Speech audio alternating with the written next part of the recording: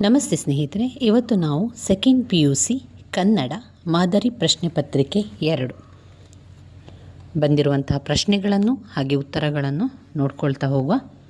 ಮೊದಲಿಗೆ 1 ಅಂಕದ ಪ್ರಶ್ನೆ.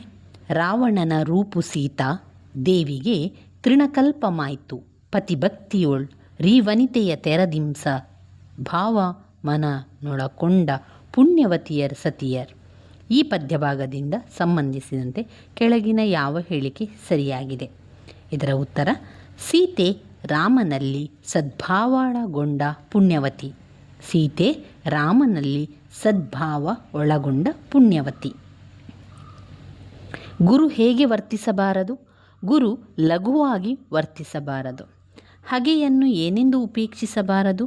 ಹಗೆಯನ್ನು ಬಾಲಕನೆಂದು ಉಪೇಕ್ಷಿಸಬಾರದು. ದುರ್ಗಂಧ ಬಿಡದಿರುವುದು ಊರಹಂದಿ. ದುರ್ಗಂಧ ಬಿಡದಿರುವುದು ಯಾವುದು? ದುರ್ಗಂಧ ಬಿಡದಿರುವುದು ಊರಹಂದಿ. ಹುಸಿ ನಿದ್ದೆ ಸಾಕು ಎಂದು ಕವಿ ಹೇಳಿರುವುದು ಮಕ್ಕಳಿಗೆ. ಹುಸಿ ನಿದ್ದೆ ಸಾಕು ಎಂದು ಕವಿ ಹೇಳಿರುವುದು ಮಕ್ಕಳಿಗೆ. ನಾಗರಿಕತೆಯ ಉನ್ನತಿಯ ಆದರ್ಶದೊಡನೆ ಆರಂಭವಾಗುವ ಅಭಿವೃದ್ಧಿಯು ಏನಾಗುತ್ತದೆ? ನಾಗರಿಕತೆಯ ಉನ್ನತಿಯ ಆದರ್ಶದೊಡನೆ ಆರಂಭವಾಗುವ ಅಭಿವೃದ್ಧಿಯು ಮನುಕುಲದ ಪತನಕ್ಕೆ ಕಾರಣವಾಗುತ್ತದೆ. ಮನುಕುಲದ ಪತನಕ್ಕೆ ಕಾರಣವಾಗುತ್ತದೆ. ಹಳ್ಳಿಯ ಚಹಾ. ಹಳ್ಳಿಯ ಚಹಾ ಫಳಾರದ ಅಂಗಡಿಯ ಹೆಸರು ಚಂದ್ರಭವನ. ಹಳ್ಳಿಯ ಚಹಾ ಫಳಾರದ ಅಂಗಡಿಯ ಹೆಸರು ಚಂದ್ರಭವನ. ಅಲ್ರಿ ಲೈನ್ ಮೇಲೆ ಬಿದ್ದ ಮರ ತೆಗೆದು ಹಾಕುವುದು ಕಾನೂನು ಬಾಹಿರ ಕೆಲಸ ಅಂತ ನಿಮ್ಮ ಬಾಯಲ್ಲೇ ನಾನು ಕೇಳ್ತಿರೋದು. ನಿಮ್ಮ ಡಿಪಾರ್ಟ್ಮೆಂಟಿನ ಮರ ಅವನ ಡಿಪಾರ್ಟ್ಮೆಂಟಿನ ಕಂಬದ ಮೇಲೆ ಬಿದ್ದರೆ ಅವನು ಅದನ್ನು ತೆಗೆದು ಹಾಕಬೇಕೋ ಬೇಡವೋ ಹೇಳಿ. ಲೇಖಕರ ಈ ಮಾತುಗಳಿಗೆ ಕೆಳಗಿನ ಯಾವ ಹೇಳಿಕೆ ಸೂಕ್ತ ಸ್ಪಷ್ಟನೆಯಾಗಿದೆ? ಲೈನ್ ಮೇಲೆ ಬಿದ್ದ ಮರ ತೆಗೆಯುವುದು ತಪ್ಪಲ್ಲ. ಲೈನ್ ಮೇಲೆ ಬಿದ್ದ ಮರ ತೆಗೆಯುವುದು ತಪ್ಪಲ್ಲ. ಆನೆ ಇಲ್ಲದ್ದರಿಂದ ವೇಲಾಯುಧ ಕೆಲಸಕ್ಕೆ ಸೇರಿದ್ದು. ಆನೆ ಇಲ್ಲದ್ದರಿಂದ ವೇಲಾಯುಧ ಕೆಲಸಕ್ಕೆ ಸೇರಿದ್ದು ಶಿವೇಗೌಡರ ಹತ್ತಿರ. ಶಿವೇಗೌಡರ ಹತ್ತಿರ. 10ನೆಯ ಪ್ರಶ್ನೆ. ಪೊಲೀಸರು ಏನೆಂದು ಮಹಜರು ಬರೆದುಕೊಂಡರು? ಕೋವಿ ಸಿಕ್ಕಿದೆ ಆದರೆ ಹೆಣ ಸಿಗಲಿಲ್ಲ ಎಂದು ಮಹಜರು ಬರೆದುಕೊಂಡರು. ಕೋವಿ ಸಿಕ್ಕಿದೆ ಆದರೆ ಹೆಣ ಸಿಗಲಿಲ್ಲ ಎಂದು ಬರೆದುಕೊಂಡರು. ಇನ್ನು ಬರುವಂಥದ್ದು ಬಿಟ್ಟ ಸ್ಥಳವನ್ನು ತುಂಬಿಸಲಿಕ್ಕೆ. ಬಿಟ್ಟ ಸ್ಥಳದ ಆವರಣದಲ್ಲಿ ಕೊಟ್ಟಿರುವ ಉತ್ತರಗಳಲ್ಲಿ ಸೂಕ್ತವಾದದ್ದನ್ನು ಆರಿಸಿ ಬರೆಯಿರಿ. ಅದೃಷ್ಟ, ಶ್ರೀರಾಮಾಶ್ವಮೇಧ, ಪ್ರಶ್ನೆ ಕೇಳುವುದು, ದ್ವೀಪಜೀವಿ, ಕಿಡ್ನಿ ಸ್ಟೋನ್, ಒಕ್ಕಲ ಮಕ್ಕಳು. ಡ್ಯಾಶ್ ಬಗ್ಗೆ ತಿಳಿಯಲು ಲೇಖಕಿ ಕಮಲಮ್ಮ ಮೇಡಮ್ ಅವರನ್ನು ಭೇಟಿ ಮಾಡಿದರು. ಕಿಡ್ನಿ ಸ್ಟೋನ್ ಬಗ್ಗೆ ತಿಳಿಯಲು ಲೇಖಕಿ ಕಮಲಮ್ಮ ಮೇಡಮ್ ಅವರನ್ನು ಭೇಟಿ ಮಾಡಿದರು. ಸ್ಥಳೀಯ ಭಾಷೆ ಕಲಿಯದ ಅನ್ಯ ಭಾಷಿಕರು ಡ್ಯಾಶ್ ಆಗುತ್ತಾರೆ. ಸ್ಥಳೀಯ ಭಾಷೆ ಕಲಿಯದ ಅನ್ಯ ಭಾಷಿಕರು ದ್ವೀಪಜೀವಿ ಆಗುತ್ತಾರೆ. ದಣಿ ಎಂದಿಗೂ ಡ್ಯಾಶ್ ನಂಬುವುದಿಲ್ಲ. ಧಣಿ ಎಂದಿಗೂ ಒಕ್ಕಲ ಮಕ್ಕಳ ನಂಬುವುದಿಲ್ಲ. ವಿಜ್ಞಾನದ ಅಡಿಪಾಯ ಡ್ಯಾಶ್. ವಿಜ್ಞಾನದ ಅಡಿಪಾಯ ಪ್ರಶ್ನೆ ಕೇಳುವುದು. ಮನೋರಮೆ ಡ್ಯಾಶ್ ಕತೆ ಹೇಳಬೇಕೆಂದು ಕೇಳಿದನು. ಮನೋರಮೆ ಶ್ರೀರಾಮಾಶ್ವಮೇಧ ಕತೆ ಹೇಳಬೇಕೆಂದು ಕೇಳಿದಳು. ಮನೋರಮೆ ಶ್ರೀರಾಮಾಶ್ವಮೇಧ ಕತೆ ಹೇಳಬೇಕೆಂದು ಕೇಳಿದಳು. ಇನ್ನು ಹೊಂದಿಸಿ ಬರೆಯುವಂಥದ್ದು. ಕುಮಾರವ್ಯಾಸ, ಜಾಲಿಯ ಮರದಂತೆ, ಒಂದು ಹೂ ಹೆಚ್ಚಿಗೆ ಇಡುತ್ತೀನಿ, ಚಿಟ್ಟೆ ಮತ್ತು ಜೀವಯಾನ, ಒಮ್ಮೆ ನಗುತ್ತೇವೆ, ಗರತಿಯ ಹಾಡು, ಲಲಿತಾ ಸಿದ್ದಬಸವಯ್ಯ, ಹತ್ತಿ ಚಿತ್ತ ಮತ್ತು ಇನ್ನೂ ಹುಟ್ಟದೇ ಇರಲಿ ನಾರಿಯರೆನ್ನವಲು, ಸುಕನ್ಯಾ ಮಾರುತಿ, ಪುರಂದರದಾಸರು. ಮೊದಲನೆಯದು ಕುಮಾರವ್ಯಾಸ, ಇನ್ನೂ ಹುಟ್ಟದೇ ಇರಲಿ ನಾರಿಯರೆನ್ನಲು. ಕುಮಾರವ್ಯಾಸ, ಇನ್ನೂ ಹುಟ್ಟದೇ ಇರಲಿ ನಾರಿಯರೆನ್ನಲು. ಜಾಲಿಯ ಮರದಂತೆ. ಜಾಲಿಯ ಮರದಂತೆ ಪುರಂದರದಾಸರು. ಜಾಲಿಯ ಮರದಂತೆ ಪುರಂದರದಾಸರು. ಒಂದು ಹೂ ಹೆಚ್ಚಿಗೆ ಇಡುತ್ತೇನೆ, ಲಲಿತಾ ಸಿದ್ದಬಸವಯ್ಯ. ಒಂದು ಹೂ ಹೆಚ್ಚಿಗೆ ಇಡುತ್ತೇನೆ, ಲಲಿತಾ ಸಿದ್ದಬಸವಯ್ಯ. ಚಿಟ್ಟೆ ಮತ್ತು ಜೀವಯಾನ.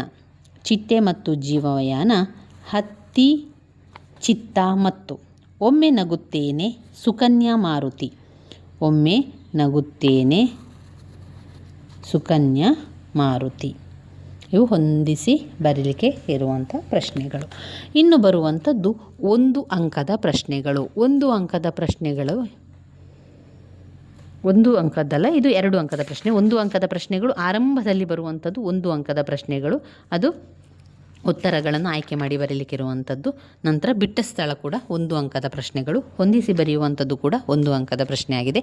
ಇನ್ನು ಬರುವಂಥದ್ದು ವಿಭಾಗ ಆ ಅಲ್ಲಿ ಬರುವಂಥದ್ದು 2 ಅಂಕದ ಪ್ರಶ್ನೆಗಳು, 2 ಅಂಕದ ಪ್ರಶ್ನೆ. ಪ್ರಶ್ನೆ ನಂಬರ್ 17. ರಾವಣನು ಅಂತಿಮವಾಗಿ ಯಾವ ನಿರ್ಧಾರಕ್ಕೆ ಬರುತ್ತಾನೆ? ರಾವಣನು ಅಂತಿಮವಾಗಿ ಯಾವ ನಿರ್ಧಾರಕ್ಕೆ ಬರುತ್ತಾನೆ? ಯುದ್ಧದಲ್ಲಿ 2 ಸೈನ್ಯವು ಹೊಗಳುವಂತೆ ಹೋರಾಡಿ ಕೊನೆಗೆ ರಾಮ ಲಕ್ಷ್ಮಣರನ್ನು ವಿರಥರನ್ನಾಗಿ ಮಾಡಿ ಸೆರೆ ಹಿಡಿದು ತಂದು ಅನಂತರ ಸೀತೆಯನ್ನು ರಾಮನಿಗೆ ಒಪ್ಪಿಸುತ್ತೇನೆಂಬ ನಿರ್ಧಾರಕ್ಕೆ ಅಂತಿಮವಾಗಿ ಬರುತ್ತಾನೆ. 18ನೆಯ ಪ್ರಶ್ನೆ. ಉಳಿದ 4 ಪಾಂಡವರ ಭಿನ್ನ ಸ್ವಭಾವಗಳ ಬಗ್ಗೆ ದ್ರೌಪದಿಯ ಅಭಿಪ್ರಾಯವೇನು? ಉಳಿದ 4 ಪಾಂಡವರ ಭಿನ್ನ ಸ್ವಭಾವಗಳ ಬಗ್ಗೆ ದ್ರೌಪದಿಯ ಅಭಿಪ್ರಾಯವೇನು? ದ್ರೌಪದಿಯು ಭೀಮನೊಬ್ಬನೇ ಕಷ್ಟಕ್ಕಾಗುವವನು ಎಂದುಕೊಂಡು ಉಳಿದ 4 ರಮಿಸಲು ಮುಂದಾಗುವವರು.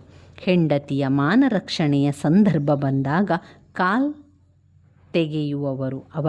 ಅವಳ ಪಾಲಿಗೆ ಅವರೆಲ್ಲರೂ ಉಚಿತ ಬಾಹಿರರು. 19ನೆಯ ಪ್ರಶ್ನೆ. ಕವಿಯ ಪ್ರಕಾರ ಮುಪ್ಪು ಮತ್ತು ಹರೆಯದ ನಡುವಿನ ವ್ಯತ್ಯಾಸವೇನು? ಕವಿಯ ಪ್ರಕಾರ ಮುಪ್ಪು ಚಿಂತನದಿ ಮುಳುಗುವ ಕಾಲ, ಬದುಕಿನ ಅಂತ್ಯದ ಮುಳುಗುವ ಹೊತ್ತು.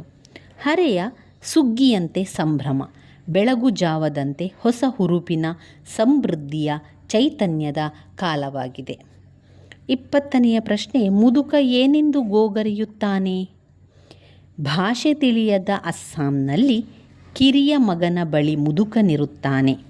ಅವನು ಮುದುಕಿಗೆ ಫೋನ್ ಮಾಡಿದಾಗಲೆಲ್ಲ ಮಾತನಾಡು ಮಾತನಾಡು, ಆಡು, ಮಾತನಾಡುತ್ತಿರು, ನಿಲ್ಲಿಸಬೇಡ ಎಂದು ಗೋಗರೆಯುತ್ತಾನೆ. 21ನೆಯ ಪ್ರಶ್ನೆ. ಇಲ್ಲಿ 2 ಪ್ರಶ್ನೆಗೆ ಉತ್ತರವನ್ನು ಬರೀಬೇಕು. ಕೊನೆಯಲ್ಲಿ ಬಸಲಿಂಗನಿಗೆ ಏನೆಂದು ನಿಶ್ಚಿತವಾಗತೊಡಗಿತ್ತು? ಕೊನೆಯಲ್ಲಿ ಬಸಲಿಂಗನಿಗೆ ತನ್ನ ಉಡಾಫೆ, ಸುಳ್ಳು, ಜಾತಿ, ಮಠದ ಗುರು ಯಾರೂ ತನ್ನ ಕಣ್ಣನ್ನು ಉಳಿಸುವುದಿಲ್ಲ ಎಂದು ಬಸಲಿಂಗನಿಗೆ ನಿಶ್ಚಿತವಾಗತೊಡಗಿತ್ತು. 22ನೆಯ ಪ್ರಶ್ನೆ. ಕರ್ನಾಟಕದಲ್ಲಿ ಕನ್ನಡಕ್ಕೆ ಯಾವ ಸ್ಥಾನವಿರಬೇಕೆಂದು ಮ. ನಾಯಕ ಅಪೇಕ್ಷಿಸಿದ್ದಾರೆ? ಕರ್ನಾಟಕದಲ್ಲಿ ಕನ್ನಡವೇ ಪ್ರಥಮ, ಪ್ರಧಾನ, ರಾಜ, ರಾಣಿ, ರಾಜಕುಮಾರನ ಸ್ಥಾನದಲ್ಲಿರಬೇಕು. ಮಿಕ್ಕ ಭಾಷೆಗಳು ಸೇವಕರ ಸ್ಥಾನದಲ್ಲಿರಬೇಕು ಎಂದು ಮ. ನಾಯಕ್ ಅವರು ಅಪೇಕ್ಷಿಸಿದ್ದಾರೆ. 23ನೆಯ ಪ್ರಶ್ನೆ. ಕಲಾಂ ಅವರು ತಾವು ಆತ್ಮಕಥೆ ಬರೆದದ್ದು ಏತಕ್ಕಾಗಿ? ಯಾವುದೋ ಮೂಲೆಯಲ್ಲಿನ ಊರಿನಲ್ಲಿ ಹುಟ್ಟಿ ಸಾಮಾಜಿಕವಾಗಿ ಸೌಲಭ್ಯಗಳಿಂದ ವಂಚಿತರಾಗಿರುವ ಮಗುವಿಗೆ ಅದರಂಥದ್ದೇ ಪರಿಸರದಲ್ಲಿ ಭವಿಷ್ಯ ಅರಳಿಸಿಕೊಂಡ ಕಲಾಂ ಬದುಕು, ಅಂತಹ ಮಕ್ಕಳಿಗೆ ತಾವು ಹಿಂದುಳಿದವರು, ಅಸಮರ್ಥರು ಎನ್ನುವ ಭ್ರಮೆ ಬಿಡುಗಡೆ ಹೊಂದಲು ಸ್ಫೂರ್ತಿ ನೀಡಬಹುದು ಎಂಬ ಭಾವನೆಯಿಂದ ಕಲಾಂ ಅವರು ಆತ್ಮಕಥೆ ಬರೆದುದಾಗಿ ಹೇಳಿಕೊಂಡಿದ್ದಾರೆ. 24ನೆಯ ಪ್ರಶ್ನೆ. ಹಳ್ಳಿಯ ಚಹಾದ ಅಂಗಡಿ ಎಂದರೆ ಹೇಗಿರುತ್ತದೆ? ಹಳ್ಳಿಯ ಚಹಾದ ಅಂಗಡಿಗಳಲ್ಲಿ ಮುರುಕು ಬೆಂಚು, 3 ಕಾಲಿನ ಕುರ್ಚಿ ಇವೆ. ನೋಡಲು ಅಂದವಾಗಿರುವುದಿಲ್ಲ. ಒಂದು ರೀತಿಯ ಇಳಕಲ್ ಸೀರೆ ಉಟ್ಟು ಗುಳೇದ ಗುಡ್ಡದ ಕುಸುಬ ತೊಟ್ಟ ಹೆಣ್ಣಿದಂತೆ ಇರುತ್ತದೆ. 3 ಪ್ರಶ್ನೆಗಳಿಗೆ ಉತ್ತರವನ್ನು ಬರೆಯಬೇಕು. ಇದು ಕೂಡ 2 ಅಂಕದ ಪ್ರಶ್ನೆ. ಮಠದವರಿಗೆ ಆನೆಗಿಂತ ವೇಲಾಯುಧನನ್ನು ಸಾಕಲು ತ್ರಾಸಾದುದೇಕೆ? ಜಗದ್ಗುರುಗಳನ್ನು ಹೊರುವ ಕೆಲಸ ತಪ್ಪಿದ ಮೇಲೆ ಆನೆಗಿಂತ ಮಾವುತನಾದ ವೇಲಾಯುಧನನ್ನು ಸಾಕುವುದು ಮಠದವರಿಗೆ ತ್ರಾಸವಾಯಿತು. ಏಕೆಂದರೆ 24 ಗಂಟೆಯೂ ಕುಡಿದೇ ಇರುತ್ತಿದ್ದ ವೇಲಾಯುಧ ಮಠದ ಸಾತ್ವಿಕ ವಾತಾವರಣಕ್ಕೆ ದೊಡ್ಡ ತಲೆನೋವಾಗಿದ್ದ. 26ನೆಯ ಪ್ರಶ್ನೆ. ಫಾರೆಸ್ಟ್ ಡಿಪಾರ್ಟ್ಮೆಂಟಿನ ನಂಬರ್ 1 ಎನಿಮಿಗಳು ಯಾರು? ನಾಗರಾಜನ ಪ್ರಕಾರ ಫಾರೆಸ್ಟ್ ಡಿಪಾರ್ಟ್ಮೆಂಟಿನ ನಂಬರ್ 1 ಎನಿಮಿಗಳೆಂದರೆ PWDನವರು, ಕರೆಂಟಿನವರು, ಟೆಲಿಫೋನ್ ಡಿಪಾರ್ಟ್ಮೆಂಟಿನವರು, ಟೆಲಿಫೋನ್ ಡಿಪಾರ್ಟ್ಮೆಂಟಿನವರು, PWDನವರು. 27ನೆಯ ಪ್ರಶ್ನೆ, ದುರ್ಗಪ್ಪ ತನ್ನ ಕೆಲಸ ಅತ್ಯಂತ ಅಪಾಯಕಾರಿ ಎಂದು ಹೇಗೆ ವಿವರಿಸುತ್ತಾನೆ? ನಮ್ಮ ಕರೆಂಟ್ ಡಿಪಾರ್ಟ್ಮೆಂಟಿನ ಲೈನ್ಮ್ಯಾನ್ ಕೆಲಸಕ್ಕೆ ಸೇರಿದ ಯಾರೂ ಸರ್ವೀಸ್ ಮುಗಿಸಿ ರಿಟೈರ್ ಆಗಿಲ್ಲ. ಕರೆಂಟಿನ ಜೊತೆ ಕೆಲಸ ಅದು. ಒಂದಲ್ಲ ಒಂದಿನ ಎಚ್ಚರ ತಪ್ಪಿತು ಅಂದರೆ ಅಲ್ಲಿಗೆ ನಮ್ಮ ಸರ್ವೀಸ್ ಮುಗಿದಂತೆಯೇ ಎಂದು ದುರ್ಗಪ್ಪ ತನ್ನ ಕೆಲಸ ತುಂಬ ಅಪಾಯಕಾರಿ ಎಂದು ವಿವರಿಸಿದನು. 28ನೆಯ ಪ್ರಶ್ನೆ, ಆನೆಯನ್ನು ಹದ್ದುಬಸ್ತಿನಲ್ಲಿಡುವುದರ ಬಗ್ಗೆ ವೇಲಾಯುಧನ ಅಪ್ಪ ಏನು ತಿಳಿಸಿದ್ದ? ಆನೆಯ ಕಾಲಿನ ಉಗುರುಗಳ ಬಳಿ ಅಂಕುಶದಿಂದ ತಿವಿದರೆ ಅದಕ್ಕೆ ಪ್ರಾಣವೇ ಹೋಗುವಷ್ಟು ನೋವಾಗುತ್ತದೆ ಎಂದು, ಆ ಭಯಂಕರ ನೋವಿಗೆ ಎಂತಹ ಪುಂಡು ಆನೆಯಾದರೂ 4 ಸಾರಿ ತಿವಿಯುವುದರೊಳಗೆ ಶರಣಾಗಿ ನೆಲದ ಮೇಲೆ ಮಲಗಿಬಿಡುತ್ತದೆ ಎಂದು ವೇಲಾಯುಧನ ಅಪ್ಪ ತಿಳಿಸಿದ್ದನು. ಇವಿಷ್ಟು 2 ಅಂಕದ ಪ್ರಶ್ನೆಗಳಲ್ಲಿ ಬರುವಂಥದ್ದು. ನಿಮ್ಮ ಪ್ರಶ್ನೆ ಪತ್ರಿಕೆಯಲ್ಲಿ ಮೊದಲಿಗೆ ಬರುವಂಥದ್ದು 1 ಅಂಕದ ಪ್ರಶ್ನೆಗಳು. 1 ಅಂಕದ ಪ್ರಶ್ನೆಗಳಲ್ಲಿ ಅವರು 4 ಉತ್ತರವನ್ನು ಕೊಟ್ಟಿರ್ತಾರೆ. ನೀವು 1 ಆಯ್ಕೆ ಮಾಡಿ ಬರಿಬೇಕಾಗಿರುವಂಥದ್ದು. ಮತ್ತೆ ಕೊಡುವಂತಹ ಪ್ರಶ್ನೆ ಬಿಟ್ಟ ಸ್ಥಳ ತುಂಬಿರಿ.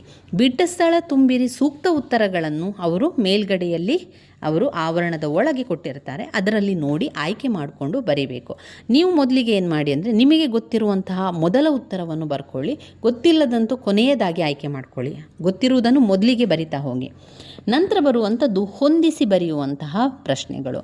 ಹೊಂದಿಸಿ ಬರೆಯುವಂತಹ ಪ್ರಶ್ನೆಯಲ್ಲಿ ಅವರು ಏನು ಮಾಡ್ತಾರೆ ಅಂದರೆ ಪದ್ಯದ ಹೆಸರು, ಪದ್ಯದ ಲೇಖಕರ ಹೆಸರು, ಕಥೆಯನ್ನು ಬರೆದವರ ಹೆಸರು, ಆಮೇಲೆ ಪದ್ಯದ ಒಂದು ಸಾಲು ಕೊಟ್ಟು ಅದು ಯಾವ ಪದ್ಯದ ಹೆಸರು, ಈ ರೀತಿಯಾಗಿಯೇ ಕೊಡುವ ಕಾರಣ ನೀವು ಅದನ್ನು ಒಮ್ಮೆ 2 ಬಾರಿ ನೋಡಿಕೊಂಡ್ರೆ ಅದು ನೆನಪಲ್ಲಿ ಉಳಿತದೆ. ಇನ್ನು ಬರುವಂಥದ್ದು ವಿಭಾಗ ಆ ಅಲ್ಲಿ 2 ಅಂಕದ ಪ್ರಶ್ನೆಗಳನ್ನು ಕೊಡುವಂಥದ್ದು. ಒಂದು ಅವರು ಕಥೆಯ ಭಾಗ, ಮತ್ತೊಂದು ಪದ್ಯ ಭಾಗದಿಂದ, ಮತ್ತೊಂದು ದೀರ್ಘ ಕಥೆ, ಈ ರೀತಿಯಾಗಿ ಅವರು ಭಾಗವನ್ನು ಮಾಡಿ ಪ್ರಶ್ನೆಗಳನ್ನಲ್ಲಿ ಅವರು ಕೊಡ್ತಾರೆ. ಮೊದಲು 3 ಪ್ರಶ್ನೆಗಳಿಗೆ ಉತ್ತರವನ್ನು ಬರೀಲಿಕ್ಕೆ, ನಂತರ 2 ಪ್ರಶ್ನೆಗಳಿಗೆ ಉತ್ತರವನ್ನು ಬರೀಲಿಕ್ಕೆ, ಮತ್ತು ಪುನಃ 3 ಪ್ರಶ್ನೆಗಳಿಗೆ ಉತ್ತರವನ್ನು ಬರೆಯುವಂಥದ್ದು, ಈ ರೀತಿಯಾಗಿ ಕೊಡ್ತಾರೆ. ಇಲ್ಲಿ 2 ಅಂಕದ ಪ್ರಶ್ನೆ ಇರ್ತದೆ. ಇನ್ನು ಬರುವಂಥದ್ದು ವಿಭಾಗ ಇ. ವಿಭಾಗ ಇಯಲ್ಲಿ ನಾವು ನೋಡುವುದಾದರೆ ಇದು ಸಂದರ್ಭ ಸ್ವಾರಸ್ಯದ ಪ್ರಶ್ನೆಗಳು. ಸಂದರ್ಭ ಸ್ವಾರಸ್ಯದ ಪ್ರಶ್ನೆಗಳಿಗೆ 3 ಅಂಕಗಳಿರ್ತದೆ. ಸಂದರ್ಭ ಸ್ವಾರಸ್ಯ ಪ್ರಶ್ನೆಗಳಿಗೆ 3 ಅಂಕಗಳಿರ್ತದೆ.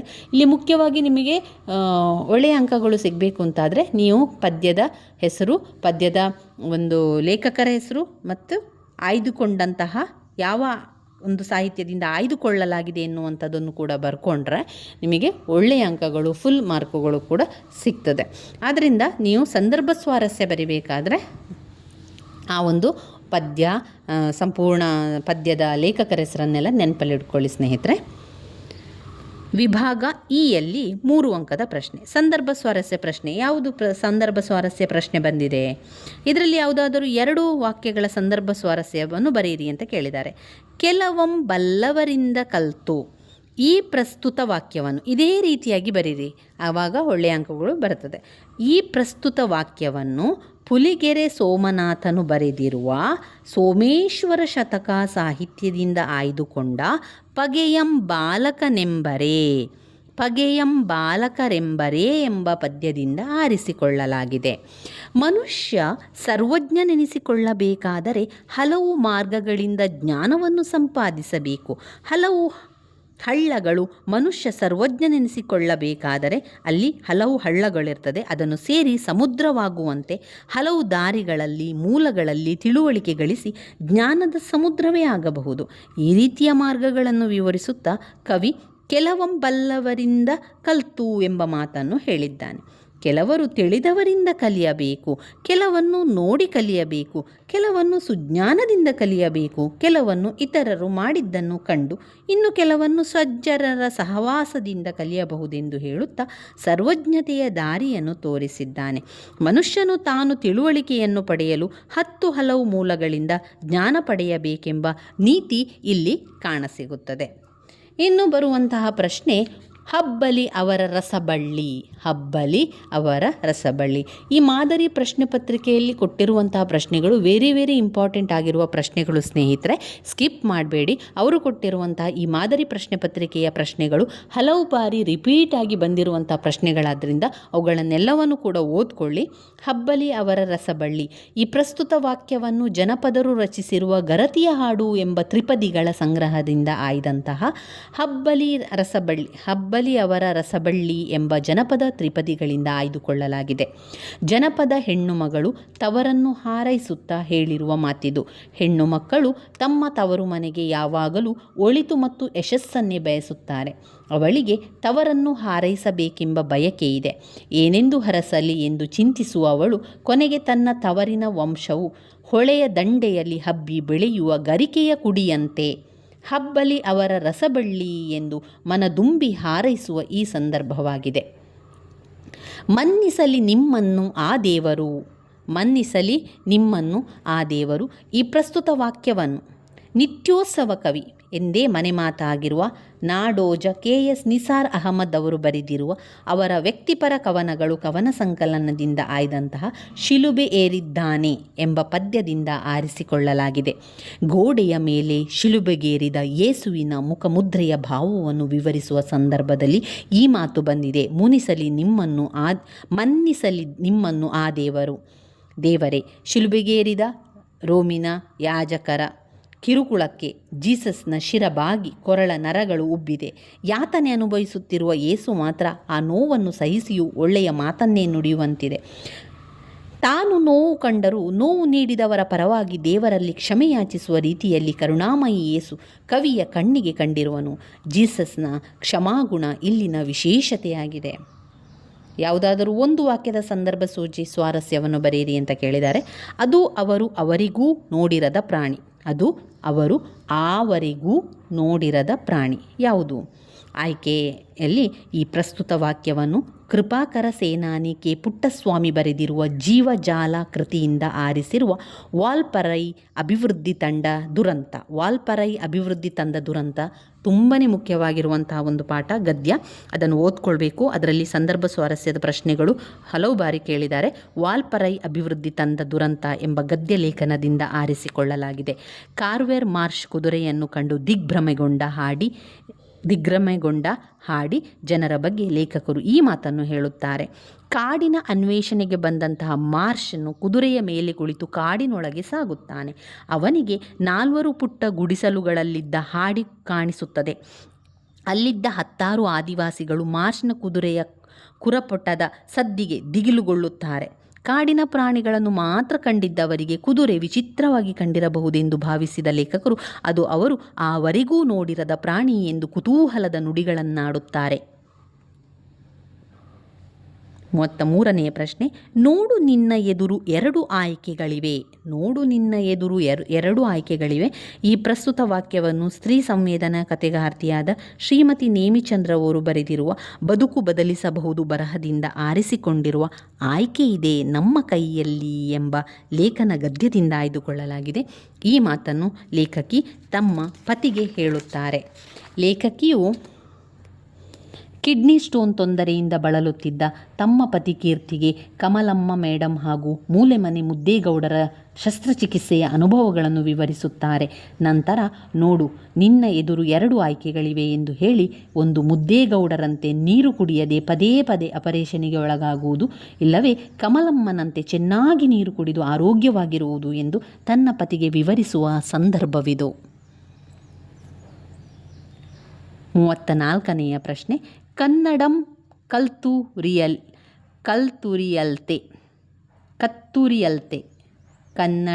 ಕತ್ತುರಿಯಲ್ತೆ ಈ ವಾಕ್ಯವನ್ನು ಮುದ್ದಣ್ಣನ ರಾಮಾಶ್ವಮೇಧದಿಂದ ತಿರುಳ್ಗನ್ನಡದ ಬೆಳ್ನುಡಿ ಎಂಬ ಗದ್ಯಭಾಗದಿಂದ ಆಯ್ದುಕೊಳ್ಳಲಾಗಿದೆ. ಮನೋರಮೆಯು ಮುದ್ದಣ್ಣನಿಗೆ ಹೇಳುವ ಮಾತು. ಮನೋರಮೆಯು ಕನ್ನಡದ ಸೊಗಸನ್ನರಿಯದ ನನಗೆ ಸಂಸ್ಕೃತದ ಸೊಗಸನ್ನು ತಿಳಿಯಲು ಸಾಧ್ಯವೇ ಎಂದು ನೀರಿಳಿಯದ ಗಂಟಲಲ್ಲಿ ಕಡುಬನ್ನು ತುರುಕಿದಂತಾಗುತ್ತದೆ ಎಂದು ಕತೆ ಹೇಳುವ ಮುದ್ದಣ್ಣನನ್ನು ತಡೆಯುತ್ತಾಳೆ. ಈ ಒಂದು ಸಾಲನ್ನು ಸಂದರ್ಭ ಸ್ವಾರಸ್ಯದಲ್ಲಿ ಕೇಳ್ತಾರೆ ಸ್ನೇಹಿತರೆ.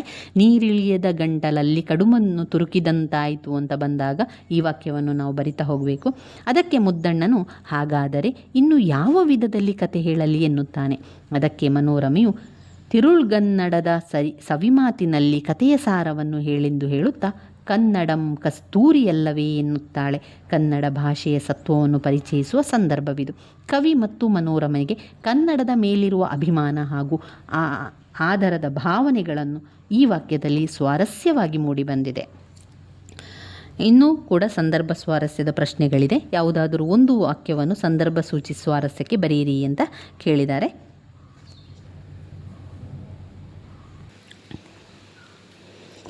ಮೂವತ್ತೈದನೆಯ ಪ್ರಶ್ನೆ, ಆನೆ ಸಾಕುವುದು ಎಲೆಕ್ಷನ್ನಿಗೆ ನಿಂತ ಹಾಗೆ.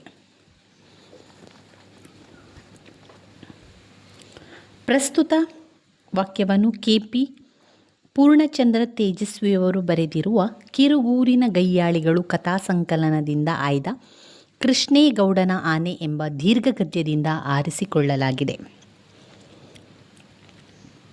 ಈ ಮಾತನ್ನು ಕೃಷ್ಣೇಗೌಡನ ಬಗ್ಗೆ ಜನರಾಡಿರುವುದಾಗಿದೆ.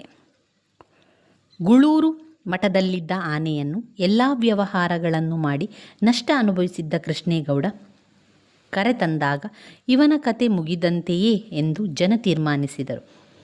ಏಕೆಂದರೆ ಆನೆ ಸಾಕುವುದು ಎಂದರೆ ಎಲೆಕ್ಷನ್ನಿಗೆ ನಿಂತ ಹಾಗೆ. ಮನೆ ಮಠ ಸಂಪೂರ್ಣ ಹಾಳು ಮಾಡಿಕೊಂಡು ಹೆಂಡತಿ ಮಕ್ಕಳ ಬಾಯಿಗೆ ಮಣ್ಣು ಹಾಕುವ ಕ್ಷಿಪ್ರ ಮಾರ್ಗ ಇದೆಂದು ನಂಬಿದ್ದರು. ಆದರೆ ಆನೆಯಿಂದಾಗಿ ಕೃಷ್ಣೇಗೌಡ ಸಾಕಷ್ಟು ಹಣ ಮಾಡಿದ. ನಂಗೇನು, ಈ ನಾಯಿಗಳನ್ನು ಕಂಡರೆ ಪ್ರೀತಿನ ಸ್ವಾಮಿ. ಪ್ರಸ್ತುತ ವಾಕ್ಯವನ್ನು KP ಪೂರ್ಣಚಂದ್ರ ತೇಜಸ್ವಿಯವರು ಬರೆದಿರುವ ಕಿರುಗೂರಿನ ಗಯ್ಯಾಳಿಗಳು ಕಥಾಸಂಕಲನದಿಂದ ಆಯ್ದ ಕೃಷ್ಣೇಗೌಡನ ಆನೆ ಎಂಬ ದೀರ್ಘಗದ್ಯದಿಂದ ಆರಿಸಿಕೊಳ್ಳಲಾಗಿದೆ. ಈ ಮಾತನ್ನು ಮುನ್ಸಿಪಾಲಿಟಿ ಪ್ರೆಸಿಡೆಂಟ್ ಖಾನ್ ಸಾಹೇಬರು ನಿರೂಪಕರಿಗೆ ಹೇಳುತ್ತಾರೆ. ನಿರೂಪಕರು ಮುನ್ಸಿಪಾಲಿಟಿ ಪ್ರೆಸಿಡೆಂಟ್ ಖಾನ್ ಸಾಹೇಬರನ್ನು ಭೇಟಿ ಮಾಡಿ ಊರಿನಲ್ಲಿ ಹೆಚ್ಚಿರುವ ಕಂತ್ರಿ ನಾಯಿಗಳ ಬಗ್ಗೆ ಗಮನಹರಿಸಿ ಸರಿಯಾದ ಕ್ರಮ ತೆಗೆದುಕೊಳ್ಳಬೇಕೆಂದು ಹೇಳುತ್ತಾರೆ. ಆಗ ಖಾನ್ ಸಾಹೇಬರು, ಒಳ್ಳೆ ಹೇಳ್ತೀರಿ, ನನಗೇನು, ಈ ನಾಯಿಗಳನ್ನು ಕಂಡರೆ ಪ್ರೀತಿನ ಸ್ವಾಮಿ. ಕುರಾನ್ ಪ್ರಕಾರ ನಾಯಿಗಳು ಹಂದಿಗಳಿಗೆ ಸಮ.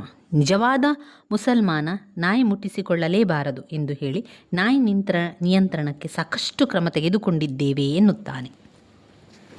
ಇನ್ನು ಬರುವಂತಹ ವಿಭಾಗದಲ್ಲಿ 4 ಅಂಕದ ಪ್ರಶ್ನೆಗಳು. ಇದಕ್ಕೆ 5-6 ವಾಕ್ಯಗಳಲ್ಲಿ ಉತ್ತರವನ್ನು ಬರೀಬೇಕಾಗ್ತದೆ ನಾವು.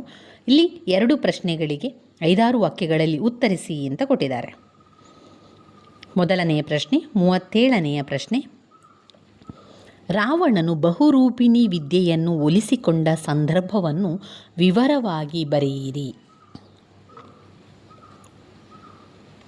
ರಾವಣನು ಶಾಂತಿಜಿನ ಭವನದೊಳಗೆ ಧ್ರುವಮಂಡಲದಂತೆ ನಿಶ್ಚಲವಾದ ಮನಸ್ಸಿನಿಂದ ಕುಳಿತು ದಿವ್ಯ ಮಂತ್ರಗಳಿಂದ ಬಹುರೂಪಿಣಿ ವಿದ್ಯೆಯನ್ನು ಸಾಧಿಸಿಕೊಳ್ಳುತ್ತಾನೆ. ಮುಂಗಾರಿನ ಸಿಡಿಲಿನ ಆರ್ಭಟವನ್ನು ಮೀರುವಂತೆ ರಾವಣನೆದುರು ಪ್ರತ್ಯಕ್ಷವಾದ ವಿದ್ಯಾದೇವತೆಯು ಯಮನ ನಾಲಗೆಯಲ್ಲಿ ನುಡಿಯುತ್ತಾ ಬೆಸಸು ಬೆಸಸು ಎಂದು ಕೈಗಳನ್ನು ಚಾಚುತ್ತಾ ಕೇಳಿತು. ರಾವಣನ ಇಚ್ಛೆಯನ್ನು ಅರಿತ ವಿದ್ಯಾದೇವತೆಯು ಚಕ್ರಧಾರಿಯಾದ ಲಕ್ಷ್ಮಣನನ್ನು, ಚರಮದೇಹಧಾರಿಯಾದ ರಾಮನನ್ನು ಬಿಟ್ಟು ಉಳಿದವರನ್ನು ನಾಶಗೊಳಿಸುತ್ತೇನೆಂದು ನುಡಿಯಿತು. ಅದಕ್ಕೆ ರಾವಣನು, ಉಳಿದವರ ಸಾವಿನಿಂದ ನನಗೇನು ಪ್ರಯೋಜನವಿಲ್ಲವೆಂದು ಹೇಳಿ ವಿದ್ಯಾದೇವತೆಗೆ ನಮಸ್ಕರಿಸಿ ಶಾಂತಿಜಿನ ಭವನವನ್ನು 3 ಬಾರಿ ಪ್ರದಕ್ಷಿಣೆ ಬಂದು ಅಂತಃಪುರಕ್ಕೆ ಬರುತ್ತಾನೆ. ಇದೇ ಸಂದರ್ಭದಲ್ಲಿ ಅಂಗದಾದಿಗಳು ಅವನ ಅಂತಃಪುರಕ್ಕೆ ಬಂದು ರಾವಣನ ರಾಣಿಯರನ್ನು ನಿಂದಿಸಿ ಕಾಡಿ ಅವಮಾನಗೊಳಿಸಿ ಹೋಗಿರುತ್ತಾರೆ. ರಾವಣನಲ್ಲಿರುವ ಏಕಾಗ್ರಚಿತ್ತ ಮತ್ತು ತನಗೊಲಿದ ಬಹುರೂಪಿಣಿ ವಿದ್ಯೆಯಿಂದ ತನಗ್ಯಾವ ಪ್ರಯೋಜನವೂ ಇಲ್ಲ ಎಂದು ತಿಳಿದಾಗ ಅದನ್ನು ಗೌರವಿಸುವ ಮಾನವೀಯ ಗುಣವನ್ನು ಕವಿಯಲ್ಲಿ ಚಿತ್ರಿಸಿದ್ದಾರೆ. 38ನೆಯ ಪ್ರಶ್ನೆ, ಶಿವಪಥವನ್ನರಿಯದವನ ಭಕ್ತಿ ನಿರರ್ಥಕವೆಂದು ಹೇಳಿದ ಬಸವಣ್ಣನವರ ವಿಚಾರಗಳನ್ನು ಉದಾಹರಣೆಗಳ ಮೂಲಕ ಸ್ಪಷ್ಟಪಡಿಸಿ. ಶಿವಪಥವನ್ನರಿಯದವನ ಭಕ್ತಿ ನಿರರ್ಥಕವೆಂಬುದಕ್ಕೆ ಬಸವಣ್ಣನವರು ಹಲವಾರು ನಿದರ್ಶನಗಳನ್ನು ನೀಡಿದ್ದಾರೆ. ನೈಜ ಭಕ್ತ ನಲ್ಲದವನ ಭಕ್ತಿಯನ್ನು ಆಯುಷ್ಯವಿಲ್ಲದವನ ಕೈಯೊಳಗಣ ಅರ್ಥರೇಖೆಗೂ ಹೇಡಿಯ ಕೈಯಲ್ಲಿರುವ ಚಂದ್ರಾಯುಧಕ್ಕೂ ಕುರುಡನ ಕೈಯ ಕನ್ನಡಿಗೂ ಮಂಗನ ಕೈಯೊಳಗಣ ಮಾಣಿಕ್ಯಕ್ಕೂ ಹೋಲಿಸಿ ಶಿವಶರಣನರಿಯದವರ ಕೈಯಲ್ಲಿ ಲಿಂಗವಿದ್ದು ಪ್ರಯೋಜನವಿಲ್ಲವೆಂದಿದ್ದಾರೆ. ಶಿವಲಿಂಗವನ್ನು ಕೈಯಲ್ಲಿ ಹಿಡಿದ ಮಾತ್ರಕ್ಕೆ ಆತ ಭಕ್ತನಲ್ಲ, ಹಿಡಿದರೂ ಅದು ನಿರರ್ಥಕ. ಭಕ್ತಿಯ ದಾರಿ ಎಂಬುದು ಅವರ ಅಭಿಮತವಾಗಿದೆ. ಶಿವಲಿಂಗವನ್ನು ಕೈಯಲ್ಲಿ ಹಿಡಿದುಕೊಂಡ ಮಾತ್ರಕ್ಕೆ ಆತ ಭಕ್ತನೆನಿಸುವುದಿಲ್ಲವೆಂಬ ಕಟುಸತ್ಯ ಇಲ್ಲಿ ವ್ಯಕ್ತವಾಗಿದೆ. 39ನೆಯ ಪ್ರಶ್ನೆ, ಮುಂಬೈ ಜಾತಕ ಕವಿತೆಯ ಹಿನ್ನೆಲೆಯಲ್ಲಿ ನಗರ ಜೀವನವನ್ನು ವಿಶ್ಲೇಷಿಸಿ. ಮುಂಬೈ ಜಾತಕ ಕವಿತೆಯಲ್ಲಿ ನಗರ ಜೀವನದ ಯಾಂತ್ರಿಕತೆಯ ನೈಜ ಚಿತ್ರಣವಿದೆ. ಅದು ನಗರದಲ್ಲಿ ಹುಟ್ಟುವ ಮಗುವಿನಿಂದಲೇ ಆವರಿಸಿಕೊಳ್ಳುತ್ತದೆ. ಆಸ್ಪತ್ರೆಯಲ್ಲಿ ಹುಟ್ಟಿದ್ದು ಎನ್ನುವಾಗ ಪ್ರಾರಂಭವಾದ ಯಾಂತ್ರಿಕ ಬದುಕಿನ ಚಿತ್ರಣ ಹಾಗೇ ಮುಂದುವರಿಯುತ್ತದೆ. ಅಲ್ಲಿನ ಜೀವನ ಲಕ್ಷದಾರಿಗಳ ಚದುರಂಗದಾಟ. ಯಾರದೋ ಕೈಗೊಂಬೆಯಾಗಿ ದೂಡುವುದು, ಬೆಳಿಗ್ಗೆ ಎದ್ದದೊಡನೆ ಬಟ್ಟೆಯಲ್ಲಿ ಮೈತುರುಕಿ ರೈಲನ್ನೋ ಬಸ್ಸನ್ನೋ ಹಿಡಿದು ಕೆಲಸದ ಸ್ಥಳ ಹಿಡಿದು ದುಡಿದು ಸಾಯಂಕಾಲ ಸುಸ್ತಾಗಿ ಕಣ್ಣು ರೆಪ್ಪೆಯ ಮೇಲೆ ಮಣಭಾರ ಆಯಾಸ ಹೊತ್ತು ರಾತ್ರಿ 11ಕ್ಕೆ ಮನೆ ಸೇರಿ ಕಾದು ಸುಸ್ತಾದ ಹೆಂಡತಿ ಹಾಕಿದ ತಂಗಳನ್ನು ತಿಂದು ಬಾಡಿಗೆ ಮನೆಯ ಬದುಕು ನೂಕುವುದು, ಮಕ್ಕಳ ಮುಖ ಅಪರೂಪಕ್ಕೆ ನೋಡುವ, ಸಾವಿರ ಗಾಲಿಯುಜ್ಜುವ ಕನಸು ಬಂಡಿಯ ಕೆಳಗೆ ಹಾಸುಗಂಬಿಯ ಹಾಗೆ ತತ್ತರಿಸುತ್ತಾ ಮಲಗುವ ದಿನಚರಿಯ ಪುನರಾವರ್ತನೆ. ಇದು ನಗರ ಜೀವನದ ಯಾಂತ್ರಿಕ ವಿವರಗಳಾಗಿವೆ. ಮನುಷ್ಯನ ಸಹಜ ಸಂಬಂಧಗಳಿಗೆ ಅವಕಾಶವೇ ಇಲ್ಲದೆ ಕೇವಲ ಕೃತಕತೆಯ ಬೆನ್ನು ಹತ್ತಿ ಹಗಲಿರುಳು ದುಡಿಯುವ ಯಂತ್ರಗಳಾದಂತಹ ಜನರ ಬದುಕಿಗೆ ಮುಂಬೈ ಜಾತಕ ಕವನ ಕೈಗನ್ನಡಿಯಂತಿದೆ. ಕೆಳಗಿನ ಪದ್ಯ ಭಾಗವನ್ನು ಅರ್ಥೈಸಿಕೊಂಡು ಕೆಳಗಿನ ಎಲ್ಲ ಪ್ರಶ್ನೆಗೆ ಉತ್ತರವನ್ನು ಬರೆಯಿರಿ. ರಮಣ ಕೇಳುಳಿದವರು ತನ್ನನ್ನು ರಮಿಸುವರು ಮನಾರ್ಥವೆನೆನಿ.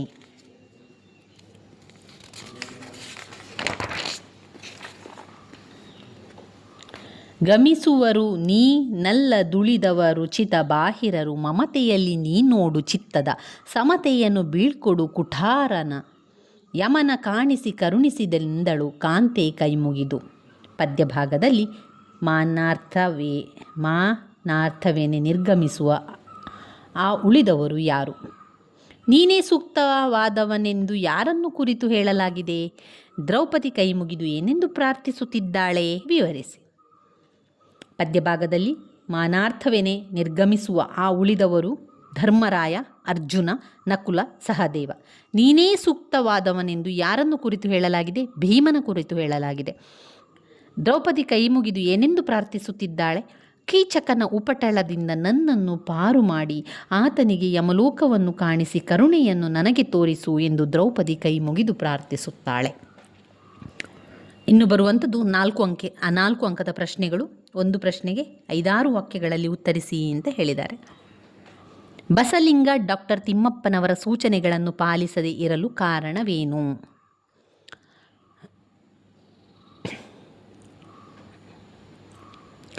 ಅನುಭವಿ ವೈದ್ಯರಾದ ಡಾಕ್ಟರ್ ತಿಮ್ಮಪ್ಪ ಬಸಲಿಂಗನಿಗೆ ಕೆಲವೇ ನಿಮಿಷಗಳಲ್ಲಿ ಕಣ್ಣಿನ ಆಪರೇಷನ್ ಮಾಡಿ, ಇದು ಸೂಕ್ತವಾದ ಶಸ್ತ್ರಚಿಕಿತ್ಸೆ, 2 ವಾರ ತಲೆಗೆ ನೀರನ್ನು ಸೋಂಕಿಸಬಾರದು, ನೀರು ಬಿದ್ದರೆ ಕಣ್ಣು ಕೆಟ್ಟು ಹೋಗುವ ಅಪಾಯವಿದೆ, ಇದನ್ನು ಸರಿಯಾಗಿ ನೆನಪಿಟ್ಟುಕೋ ಎಂಬ ಎಚ್ಚರಿಕೆಯ ಮಾತುಗಳನ್ನು ಹೇಳಿದ್ದರು.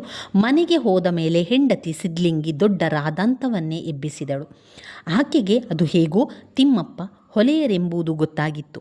ತನ್ನ ಹೆಂಡತಿಯ ತಗಾದೆಯ ನಂತರ ಬಸಲಿಂಗನಿಗೂ ತಿಮ್ಮಪ್ಪ ತನ್ನನ್ನು ಮುಟ್ಟುವ ಮುನ್ನ ಅವರು ತಮ್ಮ ಜಾತಿಯ ಬಗ್ಗೆ ಒಂದು ಮಾತು ಹೇಳಿದ್ದರೆ ಒಳ್ಳೆಯದಿತ್ತೆಂದು ಅನಿಸಿತು. ಅವನಿಗೆ ತಿಮ್ಮಪ್ಪ ಮತ್ತು ತನ್ನ ನಡುವಿನ ಸಂಬಂಧ ಬೇರೆ ಎರಕದಲ್ಲಿ ಹೋಯ್ದಂತೆ ಭಾಸವಾಯಿತು. ತನ್ನ ಆಳ್ತನದಲ್ಲಿ ಏನೋ ಕಮ್ಮಿಯಾದಂತೆನಿಸಿತು. ಬಸಲಿಂಗ ನೊಂದುಕೊಂಡ. ತಿಮ್ಮಪ್ಪ ತನ್ನನ್ನು ಮುಟ್ಟಿದ್ದು ಸೂತಕವೆಂದು ತೀರ್ಮಾನಿಸಿ ಪರಿಹಾರಕ್ಕಾಗಿ ಮೈ ತೊಳೆದುಕೊಳ್ಳಲು ತೀರ್ಮಾನಿಸಿದನು. ಈ ವಿಷಯವನ್ನು ಗುಪ್ತವಾಗಿಡಲು ತೀರ್ಮಾನಿಸಿದನು. ಹೀಗಾಗಿ ತಿಮ್ಮಪ್ಪನವರ ಸೂಚನೆಗಳನ್ನು ಅವನು ಪಾಲಿಸಲಾಗಲಿಲ್ಲ. 42ನೆಯ ಪ್ರಶ್ನೆ, ಚಿನ್ನಮ್ಮ ಬೆಳ್ಳಿ ಲೋಟವನ್ನು ಮತ್ತೆ ಹೊಳಗೆ ಎಸೆಯಲು ಕಾರಣವೇನು? ವಿಶ್ಲೇಷಿಸಿ. ಚಿನ್ನಮ್ಮ ಬೆಳ್ಳಿ ಲೋಟವನ್ನು ಮತ್ತೆ ಮತ್ತೆ ತಿರುಗಿಸಿ ನೋಡುತ್ತಿದ್ದಾಗ ಆಕೆಯ ಒಡಲಲ್ಲಿ ಅದೆಷ್ಟೋ ಭಾವನೆಗಳು ಗಿರಕಿ ಹೊಡೆಯತೊಡಗಿದ್ದವು. ತನ್ನನ್ನು ಕಷ್ಟಕ್ಕೆ ನೂಕಿದ, ತನ್ನ ಕುಟುಂಬದ ಮೇಲೆ ಕಳ್ಳತನದ ಕಿರೀಟವನ್ನು ಹೊರಿಸಿದ ಲೋಟದ ಮೇಲೆ ಆಕೆಗೆ ವಿಪರೀತ ಕೋಪ ಬರುತ್ತದೆ. ಲೋಟ ಬೆಳ್ಳಿಯದಾದರೇನಂತೆ, ಗುಣ ಮಣ್ಣಿಗಿಂತಲೂ ಕೀಳು ಮೂರ್ಖಾಸಿನದ್ದು ಎನ್ನಿಸಿತು ಅವಳಿಗೆ. ಈ ಬೆಳ್ಳಿ ಲೋಟದಿಂದಾಗಿ ನನ್ನ ಕುಟುಂಬ ಇದುವರೆಗೆ ಅನುಭವಿಸಿದ ನೋವು, ಉಂಡ ಅವಮಾನ, ಪಟ್ಟ ಪಾಡು, ಪರಿತಾಪಗಳೆಲ್ಲ ಚಿನ್ನಮ್ಮನ ಮನಸ್ಸಿಗೆ ಬಂದು ಆಕೆಯ ಯೋಚನಾ ಶಕ್ತಿ, ವಿವೇಚನಾ ಶಕ್ತಿಗಳನ್ನೆಲ್ಲ ಕ್ಷಣಕಾಲ ಕಸಿದುಕೊಂಡು ಒಡಲ ಪಿತ್ತ ಒಂದರೆ ಕ್ಷಣ ಕೆರಳಿದಂತಾಗಿ ತಟ್ಟನೆ ಪೂರ್ವಾಭಿಮುಖವಾಗಿ ನಡೆದು ಹೊಳೆಯಲ್ಲಿ 10 ಹೆಜ್ಜೆ ಹಾಕಿ ಹೊಳೆಯ ಆಳ ಮಡುವಿನತ್ತ ಬೆಳ್ಳಿ ಲೋಟವನ್ನು ಎಸೆದು ಬಿಡುತ್ತಾಳೆ. ಅದೇ ಬೆಳ್ಳಿ ಲೋಟವನ್ನು ಧನಿಗಳಿಗೆ ಕೊಟ್ಟಿದ್ದರೆ ಕುಟುಂಬದ ಮೇಲಿದ್ದ ಆಪಾದನೆ, ಪಡಿಯಿಲ್ಲದೆ ದುಡಿಯುವ ಹಿಂಸೆಯಿಂದ ಪಾರಾಗಬಹುದಿತ್ತು. ಆದರೆ ಅದುವರೆವಿಗೆ ಅನುಭವಿಸಿದ್ದ ಸಂಕಟಕ್ಕೆ ಬೆಲೆ ಕಟ್ಟಲಾದೀತೆ. ಆಪಾದನೆ ಮುಕ್ತತೆಗಿಂತ ಅದನ್ನು ಎಸೆಯುವುದರಿಂದ ತನ್ನ ರೋಷವನ್ನು ಹೊರಹಾಕುತ್ತಾಳೆ. ಧಣಿಗಳ ಪಾಲಿನ ಅಪರೂಪದ ವಸ್ತು ಮತ್ತೆ ಅವರಿಗೆ ದೊರಕದೆ ಆ ನೋವು ಆಪಾದನೆ ಹೊರಿಸಿದ ಧಣಿಗಳು ಅನುಭವಿಸಲಿ ಎಂಬ ಅಪೇಕ್ಷೆಯು ಇದಕ್ಕೆ ಕಾರಣವಿರಬಹುದು. ಮಾತಿಗಿಂತ ಮೌನದ ಕ್ರಿಯೆಯಿಂದ ತನ್ನ ತಿರಸ್ಕಾರವನ್ನು ಆಕೆ ಇಲ್ಲಿ ವ್ಯಕ್ತಪಡಿಸುತ್ತಾಳೆ. ನದಿ ಹೀಗೆ ದಣಿಯ ಮೇಲೆ ಸೇಡು ತೀರಿಸಿಕೊಳ್ಳುತ್ತದೆಯೋ ಹಾಗೆ ಚಿನ್ನಮ್ಮಳು ಧಣಿಗಳ ಅಮಾನುಷತೆಗೆ ಆಕ್ರೋಶಭರಿತ ಪ್ರತಿಭಟನೆ ಸಲ್ಲಿಸುತ್ತಾಳೆ. ಇನ್ನು ಬರುವಂಥದ್ದು ಕೂಡ 4 ಅಂಕದ ಪ್ರಶ್ನೆಗಳು. ಯಾವುದಾದ್ರೂ ಒಂದಕ್ಕೆ 5-6 ವಾಕ್ಯದಲ್ಲಿ ಉತ್ತರಿಸಿ ಅಂತ ಕೇಳಿದ್ದಾರೆ. 43ನೆಯ ಪ್ರಶ್ನೆ, ಪೋಸ್ಟ್ಮ್ಯಾನ್ ಜಬ್ಬಾರನ ಬವಣೆಗಳನ್ನು ನಿರೂಪಕರು ಹೇಗೆ ವಿವರಿಸಿದ್ದಾರೆ?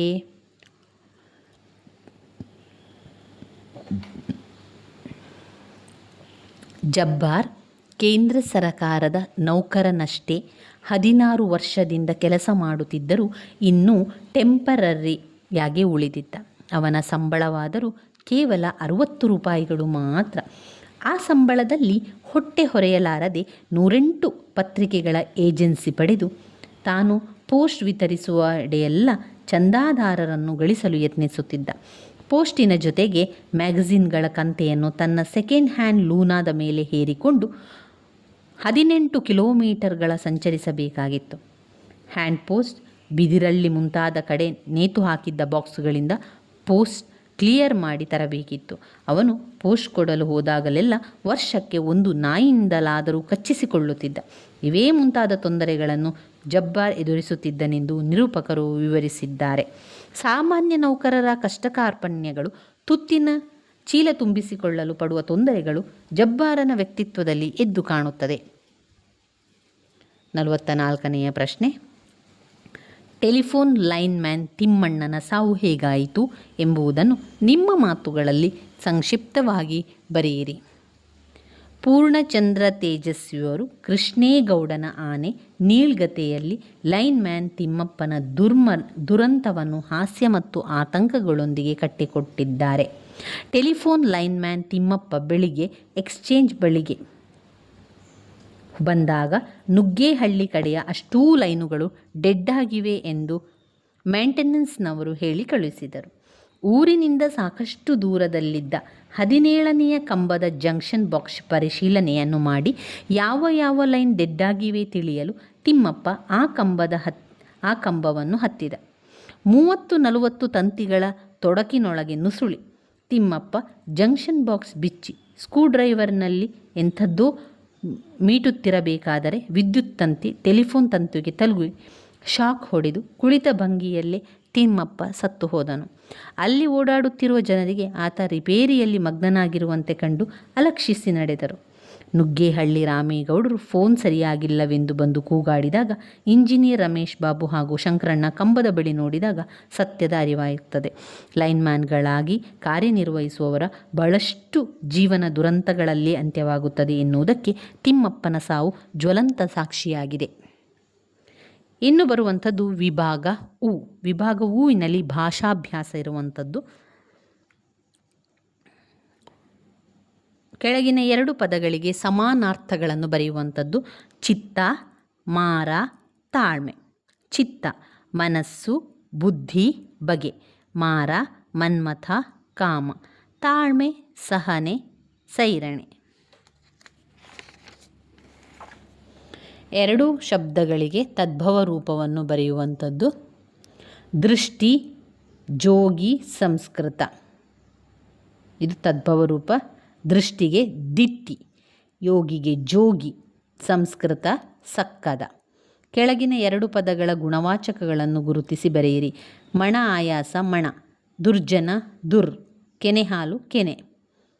ಅದು ಗುಣವಾಚಕಗಳನ್ನು ಬರೆಯುವಂಥದ್ದು. ಕ್ರಿಯಾಪದಗಳ ನಿಷೇಧಾರ್ಥಕ ರೂಪ: ಹಾಡುವಳು ಹಾಡಳು, ತಿನ್ನುವನು ತಿನ್ನನು, ನಿಲ್ಲುವನು ನಿಲ್ಲದು.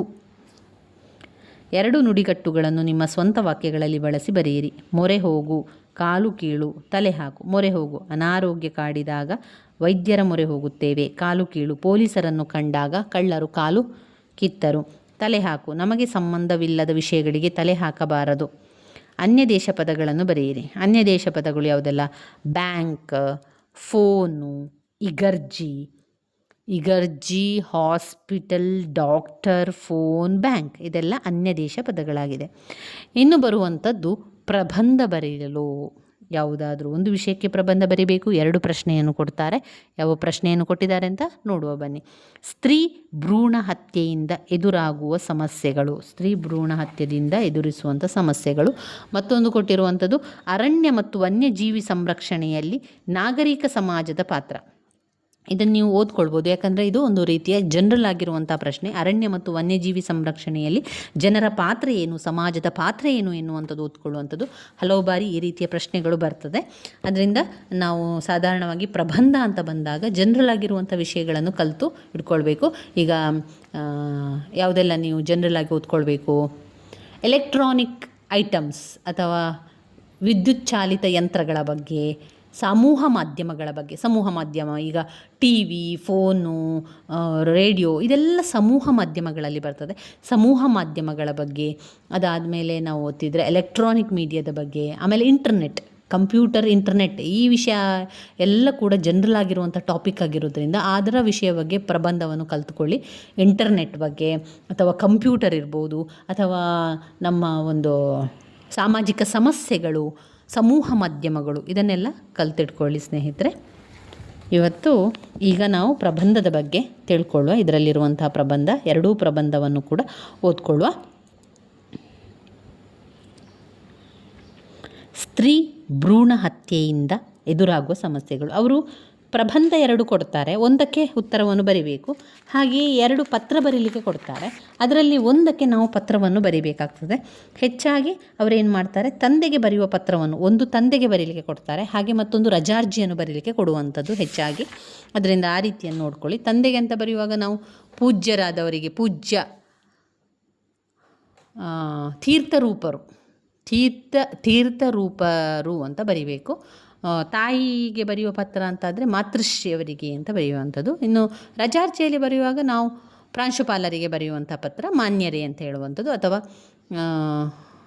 ಮಾನ್ಯರೇ ಅಂತ ಬರೆಯುವಂಥ ಪತ್ರ ಆಗಿರ್ತದೆ, ಮಾನ್ಯರೇ. ಇಲ್ಲೀಗ ನಾವು ಪ್ರಬಂಧವನ್ನು ನೋಡುವ. ಸ್ತ್ರೀ ಭ್ರೂಣ ಹತ್ಯೆಯಿಂದ ಎದುರಾಗುವ ಸಮಸ್ಯೆಗಳು. ಸ್ತ್ರೀಯರಿಗೆ ದೇವತೆಯ ಸ್ಥಾನಮಾನ ನೀಡಿದ ದೇಶ ನಮ್ಮದು.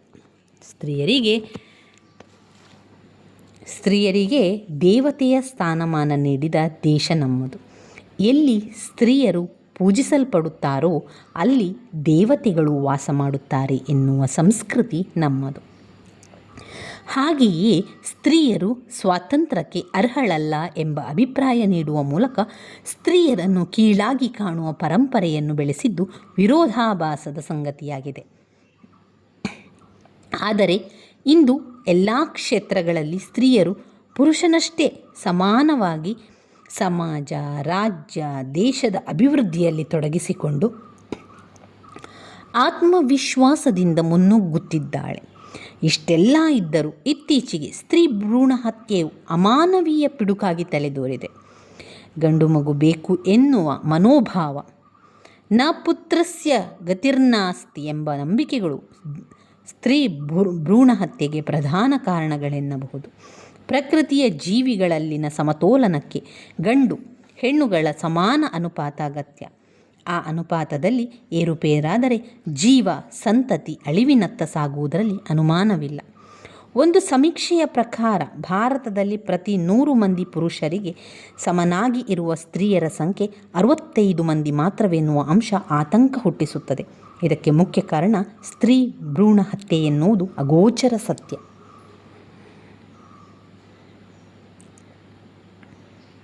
ವೈದ್ಯಕೀಯ ತಂತ್ರಜ್ಞಾನ ಪ್ರಗತಿ ಹೊಂದಿದ ಪರಿಣಾಮವಾಗಿ ಗರ್ಭದಲ್ಲಿರುವ ಮಗು ಗಂಡೋ ಹೆಣ್ಣೋ ಎನ್ನುವುದನ್ನು ಗುರುತಿಸುವುದು ಸಾಧ್ಯವಾಗಿದೆ. ಗಂಡು ಮಗು ತನ್ನ ಆಸ್ತಿಯ ಉತ್ತರಾಧಿಕಾರಿಯಾಗುತ್ತಾನೆ. ಹೆಣ್ಣು ಮದುವೆಯಾದ ನಂತರ ನಮ್ಮನ್ನು ತೊರೆಯುತ್ತಾಳೆಂಬ ಕಾರಣಕ್ಕೆ ಗಂಡು ಮಗುವನ್ನೇ ಬಯಸುವ ಹೆತ್ತವರಿಂದ ಸ್ತ್ರೀ ಭ್ರೂಣ ಹತ್ಯೆಗಳು ನಡೆಯುತ್ತಿದೆ. ಭ್ರೂಣ ಹತ್ಯೆ ಶಿಶು ಹತ್ಯೆಗೆ ಸಮಾನ. ಅದೊಂದು ಮಹಾಪಾಪ ಎಂಬ ಅರಿವಿದ್ದರೂ ಈ ಹೇಯ ಕೃತ್ಯ ಹೇರಳವಾಗಿ ನಡೆಯುತ್ತಿದೆ. ಸ್ತ್ರೀ ಭ್ರೂಣ ಹತ್ಯೆಯಿಂದ ಗಂಡು ಹೆಣ್ಣುಗಳ ಅನುಪಾತದಲ್ಲಿ ಏರುಪೇರಾಗಿ ಭವಿಷ್ಯದ ಪೀಳಿಗೆಗೆ ವಿವಾಹವಾಗಲು ಹೆಣ್ಣು ಮಕ್ಕಳೇ ಸಿಗದೇ ಇರುವ ಸಾಧ್ಯತೆಗಳಿದೆ. ಚೀನಾದಲ್ಲಿ ಈ ಸಮಸ್ಯೆ ಬೃಹದಾಕಾರವಾಗಿರುವುದನ್ನು ಕಾಣಬಹುದು.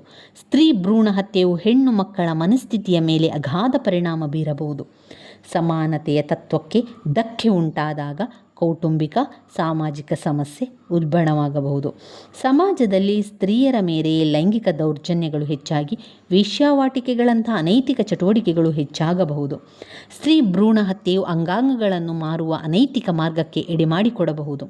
ಸ್ತ್ರೀಯರು ಪದೇ ಪದೇ ಈ ರೀತಿ ಗರ್ಭಪಾತಕ್ಕೆ ಒಳಗಾಗುವುದರಿಂದ ಆರೋಗ್ಯದ ಮೇಲೆ ಭೀಕರ ಪರಿಣಾಮಗಳಾಗಬಹುದು.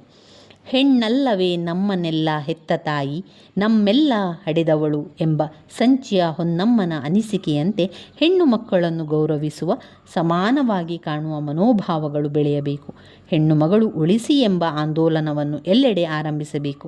ಸ್ತ್ರೀಯರು ತಮ್ಮ ಭ್ರೂಣಗಳನ್ನು ಉಳಿಸಿಕೊಳ್ಳುವತ್ತ ಜಾಗೃತರಾಗಬೇಕು. ಪುರುಷ ಮನೋಭಾವಗಳಿಗೆ ಮನ್ನಣೆ ನೀಡದೆ ಸ್ವಂತ ತೀರ್ಮಾನಗಳನ್ನು ಕೈಗೊಳ್ಳಬೇಕು. ಹೀಗಾದಾಗ ಮಾತ್ರ ಸ್ತ್ರೀ ಭ್ರೂಣ ಹತ್ಯೆಯ ಪಿಡುಗುಗಳನ್ನು ಸಮಾಜದಿಂದ ತೊಡೆದು ಹಾಕಲು ಸಾಧ್ಯ. ಅಥವಾ ಮತ್ತೊಂದು ಪ್ರಬಂಧ, ಅರಣ್ಯ ಮತ್ತು ವನ್ಯಜೀವಿ ಸಂರಕ್ಷಣೆಯಲ್ಲಿ ನಾಗರಿಕ ಸಮಾಜದ ಪಾತ್ರ ಆಗಿರುವಂಥದ್ದು. ಮತ್ತೆರಡು ಪತ್ರಗಳು ಓದಲಿಕ್ಕಿದೆ. ಅಷ್ಟಾದರೆ ಪ್ರಶ್ನೆ ಪತ್ರಿಕೆ ಮುಗಿಯುವಂಥದ್ದು. ಇಷ್ಟು ಬರೀಲಿಕ್ಕೆ ಇರುವಂಥದ್ದು. ಅರಣ್ಯ ಮತ್ತು ವನ್ಯಜೀವಿ ಸಂರಕ್ಷಣೆಯಲ್ಲಿ ನಾಗರಿಕ ಸಮಾಜದ ಪಾತ್ರ. ನಾಗರಿಕತೆ ಬೆಳೆಯುವುದಕ್ಕೆ ಮುನ್ನ ಅರಣ್ಯಗಳೇ ಮನುಷ್ಯನ ನೆಲೆಗಳಾಗಿದ್ದವು. ಏಕೆಂದರೆ ಅವನ ಎಲ್ಲ ಮೂಲಭೂತ ಅಗತ್ಯಗಳನ್ನು ಅರಣ್ಯಗಳು ಪೂರೈಸುತ್ತಿದ್ದವು. ವನ್ಯಜೀವಿಗಳೊಂದಿಗೆ ಮನುಷ್ಯನ ಬದುಕು ಸಾಗುತ್ತಿತ್ತು. ಕಾಲಕ್ರಮೇಣ ಮನುಷ್ಯ ನಗರೀಕರಣಕ್ಕೆ ಒಗ್ಗಿಕೊಂಡ. ಆದರೆ ಅರಣ್ಯ ಮತ್ತು ವನ್ಯಜೀವಿಗಳಿಂದಾಗುತ್ತಿದ್ದ ಲಾಭವನ್ನು ಅವನು ಮರೆಯದೆ ಅವುಗಳನ್ನು ಸ್ವಾರ್ಥಕ್ಕೆ ಬಳಸಿಕೊಂಡನು. ಅರಣ್ಯಗಳ ಆಶ್ರಯದಲ್ಲಿದ್ದಾಗ ಮಾನವನ ಅಗತ್ಯಗಳು ಸೀಮಿತವಾಗಿದ್ದವು. ಅವನ ಸಂತತಿಯು ಕಡಿಮೆ ಇತ್ತು. ಅರಣ್ಯಗಳ ವಿಸ್ತೀರ್ಣವು ಹೆಚ್ಚಾಗಿತ್ತು. ಸಹಜವಾಗಿ ವನ್ಯಜೀವಿಗಳ ಸಂಖ್ಯೆಯು ಅಧಿಕವಿತ್ತು. ನಗರೀಕರಣ ಮತ್ತು ಕೈಗಾರಿಕೀಕರಣಗಳು ಹೆಚ್ಚಾದಂತೆ ಅರಣ್ಯ ಮತ್ತು ವನ್ಯಜೀವಿಗಳ ಅಸ್ತಿತ್ವಕ್ಕೆ ಧಕ್ಕೆ ಒದಗಿತು. ಮನುಷ್ಯನ ಅತಿಯಾಸೆಗೆ ಕಾಡುಗಳು ಬರಿದಾದವು. ಮಾಂಸ, ಚರ್ಮದ ಅಲಂಕಾರಿಕ ಉಡುಪುಗಳಾಗಿ ವನ್ಯಜೀವಿಗಳ ಮಾರಣ ಹೋಮವೇ ನಡೆಯಿತು. ಹೀಗಾಗಿ ಸಾವಿರಾರು ವರ್ಷಗಳಲ್ಲಿ ದಟ್ಟವಾಗಿ ಬೆಳೆದ ಕಾಡುಗಳು ಬರಿದಾದವು. ಪ್ರಾಣಿಗಳ ಸಂತತಿಯು ಕ್ರಮೇಣ ಕಡಿಮೆಯಾಗುತ್ತಾ ಬಂದಿದೆ. ಅರಣ್ಯ ಮತ್ತು ವನ್ಯಜೀವಿಗಳ ಅಸ್ತಿತ್ವ ಪರಿಸರ ಸಮತೋಲನಕ್ಕೆ ಸಹಕಾರಿ. ಜೀವವೈವಿಧ್ಯತೆಯಿಂದ ಮನುಷ್ಯನಿಗೆ ಅನೇಕ ಉಪಯೋಗಗಳಿವೆ. ಅವುಗಳು ರೈತ ಮಿತ್ರನಾಗಿ ಸಹಾಯಕವಾಗಿದೆ. ಅರಣ್ಯಗಳು ಹೆಚ್ಚಿದ್ದರೆ ಮಳೆಯೂ ಹೆಚ್ಚು.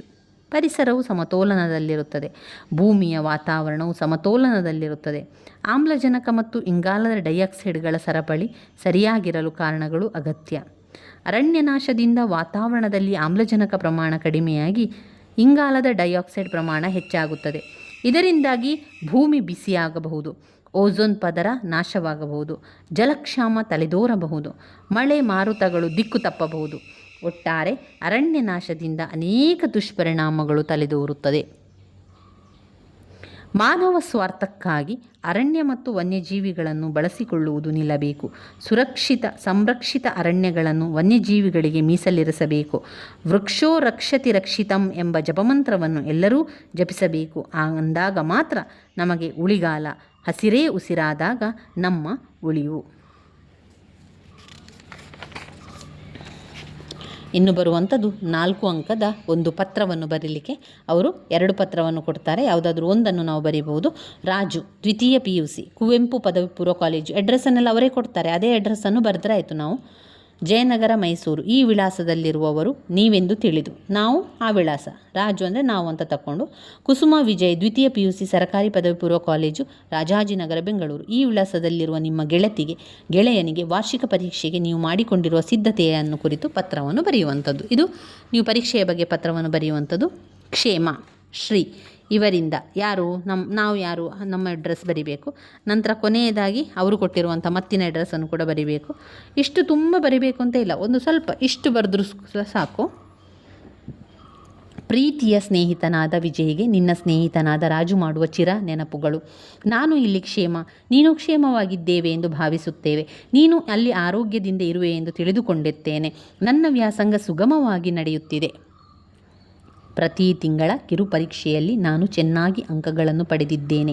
ಮುಂದಿನ ವಾರ್ಷಿಕ ಪರೀಕ್ಷೆಗೆ ಈಗಿಂದಲೇ ತಯಾರಿ ನಡೆಸಿದ್ದೇನೆ. ಸ್ನೇಹಿತರೊಂದಿಗೆ ಚರ್ಚಿಸಿ ಕಠಿಣ ವಿಷಯಗಳನ್ನು ಮನನ ಮಾಡಿಕೊಳ್ಳುತ್ತಿದ್ದೇನೆ. ಗಣಿತಶಾಸ್ತ್ರ ಸ್ವಲ್ಪ ಕಠಿಣವಾಗಿದ್ದು ಪದೇ ಪದೇ ಅಭ್ಯಾಸ ಮಾಡಿ ಕರಗತ ಮಾಡಿಕೊಂಡಿದ್ದೇನೆ. ಉಪನ್ಯಾಸಕರ ಬಳಿಯೂ ಸಂದೇಹಗಳನ್ನು ಚರ್ಚಿಸಿ ಪರಿಹರಿಸಿಕೊಳ್ಳುತ್ತಿದ್ದೇನೆ. ಹಳೆಯ ಪ್ರಶ್ನೆ ಪತ್ರಿಕೆಗಳನ್ನು ಬಿಡಿಸುವ ಮೂಲಕ ಪರೀಕ್ಷಾ ಭಯದಿಂದ ಮುಕ್ತನಾಗಿದ್ದೇನೆ. ಭಾಷಾ ವಿಷಯಗಳಲ್ಲಿಯೂ ತನ್ನ ಆಸಕ್ತಿ ಕಡಿಮೆಯಾಗಿಲ್ಲ. ಉಪನ್ಯಾಸಕರ ಸಲಹೆ ಸೂಚನೆಗಳನ್ನು ಪಾಲಿಸುತ್ತಿದ್ದೇನೆ. ಒಟ್ಟಾರೆ ಈ ಬಾರಿಯೂ ವಾರ್ಷಿಕ ಫಲಿತಾಂಶದಲ್ಲಿ ಉತ್ತಮ ಶ್ರೇಣಿಯಲ್ಲಿ ತೇರ್ಗಡೆ ಹೊಂದಿ ಕಾಲೇಜಿಗೆ ಕೀರ್ತಿ ತರುವ ವಿಶ್ವಾಸವಿದೆ. ನೀನು ಅಲ್ಲಿ ಅದೇ ರೀತಿ ಚೆನ್ನಾಗಿ ವಾರ್ಷಿಕ ಪರೀಕ್ಷೆಗೆ ವ್ಯಾಸಂಗ ಮಾಡುತ್ತಿರುತ್ತೀಯಾ ಎಂದು ಭಾವಿಸಿದ್ದೇನೆ. ಮನೆಯ ಎಲ್ಲರಿಗೂ ನನ್ನ ನಮಸ್ಕಾರವನ್ನು ತಿಳಿಸು. ವಂದನೆಗಳೊಂದಿಗೆ ಇಂತಿ ನಿನ್ನ ಪ್ರೀತಿಯ ಗೆಳೆಯ ರಾಜು. ಇವರಿಗೆ ವಿಜಯ ದ್ವಿತೀಯ PUC ಸರ್ಕಾರಿ ಪದವಿ ಪೂರ್ವ ಕಾಲೇಜು ರಾಜಾಜಿನಗರ ಬೆಂಗಳೂರು. ಈ ರೀತಿಯಾಗಿ ಬರೆಯುವಂಥದ್ದು. ಇಲ್ಲ ಅಂತಾದರೆ ಪ್ರದೀಪ ದ್ವಿತೀಯ PUC JSS ಪದವಿ ಪೂರ್ವ ಕಾಲೇಜು ಮಣಿಪಾಲ ಉಡುಪಿ ಇದು ನಿಮ್ಮ ವಿಳಾಸ ಎಂದು ತಿಳಿದು ಮಣಿಪಾಲದಲ್ಲಿರುವ ಸ್ಟೇಟ್ ಬ್ಯಾಂಕ್ ಆಫ್ ಇಂಡಿಯಾ ಶಾಖೆಯ ವ್ಯವಸ್ಥಾಪಕರಿಗೆ ತಮ್ಮ ಉಳಿತಾಯ ಖಾತೆಯನ್ನು ತೆರೆಯುವಂತೆ ಕೋರಿ ಪತ್ರ.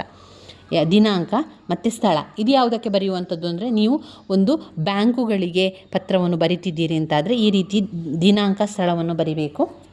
ಇವರಿಗೆ ಅಂತ ಬರೆದು ನಂತರ ನಿಮ್ಮ ಹೆಸರು ಇವರಿಂದ ಅಂತ ಬರೆಯುವಂಥದ್ದು. ನೀವು ಗೆಳೆಯರಿಗೆ ಪತ್ರವನ್ನು ಬರಿಬೇಕಾದ್ರೆ ನಿಮ್ಮ ಒಂದು ವಿಳಾಸವನ್ನು ಕೊನೆಯದಾಗಿ ಬರೆಯುವಂಥದ್ದು. ಇಲ್ಲಿ ಒಂದು ಬ್ಯಾಂಕಿನ ವ್ಯವಸ್ಥಾಪಕರಿಗೆ ಬರೆಯೋದ್ರಿಂದ ಇಲ್ಲೇನು ಮಾಡಬೇಕು, ನಿಮ್ಮ ವಿಳಾಸವನ್ನು ಬ್ಯಾಂಕಿನ ವಿಳಾಸವನ್ನು ಬರೆದ ನಂತರ ನಿಮ್ಮ ವಿಳಾಸವನ್ನು ಕೂಡ ಬರಿಬೇಕಾಗಿರುವಂಥದ್ದು. ಇವರಿಂದ ಸುನೀತಾ ದ್ವಿತೀಯ PUC ಈ ರೀತಿಯಾಗಿ ಮಾನ್ಯರೇ ಅಂತ ಹಾಕಿ, ತಂದೆಗೆ ಬರೆಯುವ ಪತ್ರದಲ್ಲಿ ಆದರೆ ತೀರ್ಥರೂಪರಾದವರಿಗೆ ಅಂತ ಬರೀಲಿಕ್ಕೆ ಮಾನ್ಯರೇ. ವಿಷಯ ಏನು, ತಮ್ಮ ಬ್ಯಾಂಕಿನಲ್ಲಿ ಉಳಿತಾಯ ಖಾತೆ ತೆರೆಯಲು ಕೋರುವ ಬಗ್ಗೆ. ಸುನೀತಾ ಎಂಬ ಹೆಸರಿನ ನಾನು ಮೇಲ್ಕಂಡ ವಿಳಾಸದಲ್ಲಿ ವಾಸವಾಗಿರುತ್ತೇನೆ. ನಮ್ಮ ಪ್ರತಿಷ್ಠಿತ ಬ್ಯಾಂಕು ನನ್ನ ವಿಳಾಸಕ್ಕೆ ತುಂಬ ಹತ್ತಿರವಿದೆ. ನಾನು ನನ್ನ ವಿದ್ಯಾಭ್ಯಾಸಕ್ಕೆ ಸಂಬಂಧಿಸಿದ ವಿದ್ಯಾರ್ಥಿ ವೇತನ ಹಾಗೂ ಇತರೆ ಹಣಕಾಸು ವ್ಯವಹಾರಗಳಿಗೆ ಸಂಬಂಧವಾಗಿ ನಿಮ್ಮ ಬ್ಯಾಂಕಿನಲ್ಲಿ ಉಳಿತಾಯ ಖಾತೆಯೊಂದನ್ನು ತೆರೆಯಲು ಬಯಸುತ್ತೇನೆ. ಆದ್ದರಿಂದ ತಾವುಗಳು ದಯವಿಟ್ಟು ತಮ್ಮ ಬ್ಯಾಂಕಿನಲ್ಲಿ ಉಳಿತಾಯ ಖಾತೆಯನ್ನು ತೆರೆಯಲು ಅನುಮತಿ ನೀಡಬೇಕೆಂದು ತಮ್ಮಲ್ಲಿ ಮನವಿ ಮಾಡುತ್ತಿದ್ದೇನೆ. ವಂದನೆಗಳೊಂದಿಗೆ ಇಂತಿ ತಮ್ಮ ವಿಶ್ವಾಸಿ ಸಹಿ ಸುನೀತಾ. ಈ ರೀತಿಯಾಗಿ ಒಂದು ಬ್ಯಾಂಕಿಗೆ ಪತ್ರವನ್ನು ಬರೆಯುವಂಥದ್ದು. ಇವಿಷ್ಟಾದ ನಂತರ ನಾವು ಬರುವಂಥದ್ದು ಮಾದರಿ ಪ್ರಶ್ನೆ ಪತ್ರಿಕೆ 3. ಇವಾಗ ಮಾದರಿ ಪ್ರಶ್ನೆ ಪತ್ರಿಕೆಯಲ್ಲಿ 2ರಲ್ಲಿದ್ದೇವೆ. ಮೊದಲಿಗೆ ಏನು ಬರ್ತದೆ, 1 ಅಂಕದ ಪ್ರಶ್ನೆಗಳು ಬರ್ತದೆ. 4 ಉತ್ತರಗಳನ್ನು ಕೊಡ್ತಾರೆ. ನಾವು 1ಅನ್ನು ಆಯ್ಕೆ ಮಾಡಿ ಬರೆಯುವಂಥದ್ದು. 10 ಪ್ರಶ್ನೆಗಳನ್ನು ಕೊಡ್ತಾರೆ ಅವರು. 10 ಪ್ರಶ್ನೆ ಕೂಡ 1 ಅಂಕಗಳು, 10 ಅಂಕಗಳು ಇರುವಂಥದ್ದು. ನಂತರ ಬರುವಂಥದ್ದು ಬಿಟ್ಟ ಸ್ಥಳ ತುಂಬಿರಿ ಕೇಳ್ತಾರೆ. ಆ ಬಿಟ್ಟ ಸ್ಥಳವನ್ನು ಅವರೇ ಉತ್ತರ ಕೊಟ್ಟಿರ್ತಾರೆ. ಅದರಲ್ಲಿ ನಾವು ಆಯ್ಕೆ ಮಾಡಿ ಬಿಟ್ಟ ಸ್ಥಳ ತುಂಬಿರಿ ಬರೀಬೇಕು. ಅದಾದ ನಂತರ ಹೊಂದಿಸಿ ಬರೀಲಿಕ್ಕೆ ಇರುವಂಥದ್ದು. ಹೊಂದಿಸಿ ಬರೆದ ನಂತರ 2 ಅಂಕದ ಪ್ರಶ್ನೆಗಳು, 2 ಅಂಕ ಪ್ರಶ್ನೆಗಳನ್ನು ಬರೀಲಿಕ್ಕೆ, ಯಾವುದಾದ್ರೂ 3 ಪ್ರಶ್ನೆಗಳಿಗೆ ಉತ್ತರವನ್ನು ಬರೀರಿ ಅಂತ ಹೇಳ್ತಾರೆ. ಆಗ ನಾವು 3 ಪ್ರಶ್ನೆಗೆ ಉತ್ತರವನ್ನು ಬರೀಬೇಕು. 2 ಅಂಕಗಳು ಇರುವಂಥದ್ದು. ಅದಾದ ನಂತರ ಬರುವಂಥದ್ದು 3 ಅಂಕದ ಪ್ರಶ್ನೆ, ಸಂದರ್ಭ ಸ್ವಾರಸ್ಯ ಬರೀಲಿಕ್ಕೆ ಇರುವಂತಹ ಪ್ರಶ್ನೆ. ಸಂದರ್ಭ ಸ್ವಾರಸ್ಯವನ್ನು ಬರೀಲಿಕ್ಕೆ ಅಂತ ಕೇಳ್ತಾರೆ. ಅದು 3 ಅಂಕದ ಪ್ರಶ್ನೆ. ಅದಾದ ನಂತರ ಬರುವಂಥದ್ದು 5-6 ವಾಕ್ಯಗಳಲ್ಲಿ ಉತ್ತರಿಸಿ. ಈಗ ಅಂದರೆ 4 ಅಂಕದ ಪ್ರಶ್ನೆಗಳು, 4 ಅಂಕದ ಪ್ರಶ್ನೆಗಳಾಗಿರುವಂಥದ್ದು. ಅದು ಪ್ರಬಂಧ ಹಾಗೆ ಪತ್ರ ಕೂಡ ಹಾಗೆ, ಅದಕ್ಕೂ ಕೂಡ 4 ಅಂಕಗಳಿರುವಂಥದ್ದು. ಇಲ್ಲಿ 2 ಪ್ರಶ್ನೆಗಳಿಗೆ 5-6 ವಾಕ್ಯದಲ್ಲಿ ಉತ್ತರಿಸಬೇಕು. 2 ಪ್ರಶ್ನೆಗೆ ಉತ್ತರವನ್ನು ಬರೆಯುವಂಥದ್ದು. ಅವರು 4 ಪ್ರಶ್ನೆಗಳನ್ನು ಕೊಟ್ಟಿರ್ತಾರೆ. 2 ಪ್ರಶ್ನೆಗೆ ಉತ್ತರವನ್ನು ಬರೀರಿ. ಅದಾದ ನಂತರ ಒಂದು ಪ್ರಶ್ನೆಯನ್ನು ಬರೀಲಿಕ್ಕೆ 5-6 ವಾಕ್ಯಗಳು ಉತ್ತರಿಸಿ. 4 ಅಂಕದ ಪ್ರಶ್ನೆ ಆಗಿರುತ್ತದೆ. 2 ಪ್ರಶ್ನೆಯನ್ನು ಕೊಟ್ಟಿರ್ತಾರೆ. ಯಾವುದೇ ಪ್ರಶ್ನೆಯನ್ನು ಕೂಡ ಬರಿಬೋದು. ಇದಾದ ನಂತರ ಬರುವಂಥದ್ದು ಭಾಷಾಭ್ಯಾಸ ಆದ ನಂತರ ಪ್ರಬಂಧ ಆದ ಮೇಲೆ ಪತ್ರ ಬರೆಯುವಂಥದ್ದು. 2 ಕೂಡ 2 ಪ್ರಬಂಧ ಕೊಡ್ತಾರೆ. ಅದರಲ್ಲಿ 1 ಪ್ರಬಂಧವನ್ನು ಬರೀಬೇಕು. 4 ಅಂಕದ ಪ್ರಶ್ನೆ. ಅದಾದ ಮೇಲೆ 2 ಪತ್ರ ಬರೆಯಲಿಕ್ಕೆ ವಿಷಯವನ್ನು ಕೊಡ್ತಾರೆ, ಅದರಲ್ಲಿ ಒಂದನ್ನು ಆಯ್ಕೆ ಮಾಡಿಕೊಂಡು ಪತ್ರವನ್ನು ಬರೀಬೇಕಾಗಿರುವಂಥದ್ದು. ಇನ್ನು ನಾವು ನೋಡುವುದಾದರೆ ಮಾದರಿ ಪ್ರಶ್ನೆ ಪತ್ರಿಕೆ 3ರಲ್ಲಿ ಯಾವ ರೀತಿ ಬಂದಿದೆ ಅಂತ ನಾವು ನೋಡ್ಕೊಳ್ಬೇಕು.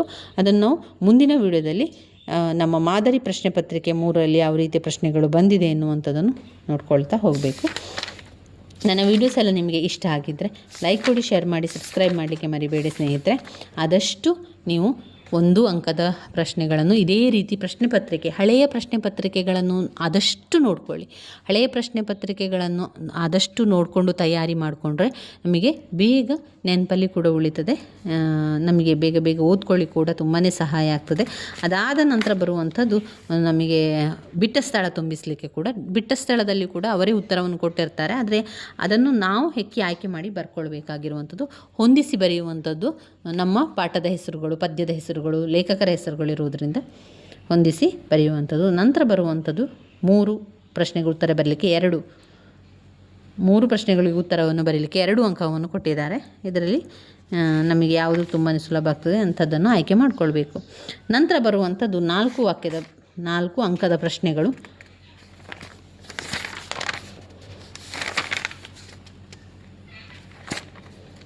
ಅದಾದ ಮೇಲೆ ಭಾಷಾಭ್ಯಾಸ ಬರ್ತದೆ. ಅದರಲ್ಲಿ ಭಾಷಾಭ್ಯಾಸದಲ್ಲಿ ಸಮಾನಾರ್ಥ ಬರೀಲಿಕ್ಕೆ ಇರ್ತದೆ, ತದ್ಭವ ರೂಪ, ಗುಣವಾಚಕ, ಕ್ರಿಯಾಪದ, ನುಡಿಕಟ್ಟು ಅದನ್ನೆಲ್ಲ ಬರೀಲಿಕ್ಕೆ ಇರುವಂಥದ್ದು. ಅನ್ಯ ದೇಶದ ಪದಗಳನ್ನು ಬರೀಲಿಕ್ಕೆ, ಹಾಗೆಯೇ ನಂತರ 4 ಅಂಕದ ಪ್ರಶ್ನೆ ಬರೆಯುವಂಥದ್ದು, ಮತ್ತು ಯಾವುದಾದ್ರೂ ಒಂದು ಪತ್ರವನ್ನು ಬರೀಲಿಕ್ಕೆ ಇರುವಂಥದ್ದು.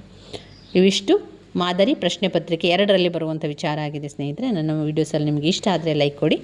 ಧನ್ಯವಾದಗಳು.